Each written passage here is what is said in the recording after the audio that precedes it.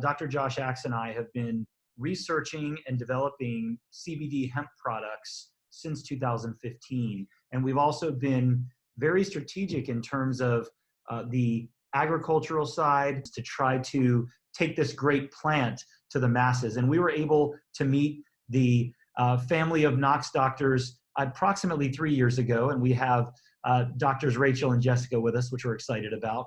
And they have really helped enlighten myself and some of our team on the benefits of CBD, hemp, the entire cannabis plant, cannabinoids, the endocannabinoid system, and really from a family who has dedicated their lives and practices to helping patients achieve their maximum level of health using not only hemp and or cannabis, but the litany of amazing botanicals that we have that help stimulate and or modulate this endocannabinoid system. So I believe that the Knox docs, as we call them, are preeminent experts, not just in the research side of CBD and hemp, but the practical application that will greatly benefit those watching and their patients.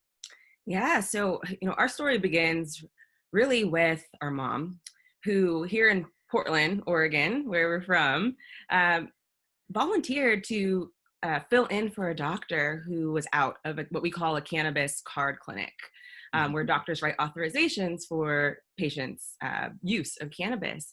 And she was really hesitant to jump in there, but did, and was really surprised to see the types of people that were coming in. It was elderly, it was professionals, retired police officers.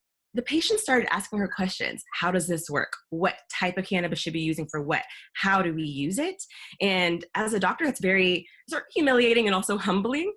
And so she took to the literature and she shared this information with my sister and myself while we were in residencies in family and preventative medicine, respectively. Got my dad involved, and we just grew really fascinated by the physiology in the human body, which is the reason why cannabis has so many accounts of, anecdotal benefit.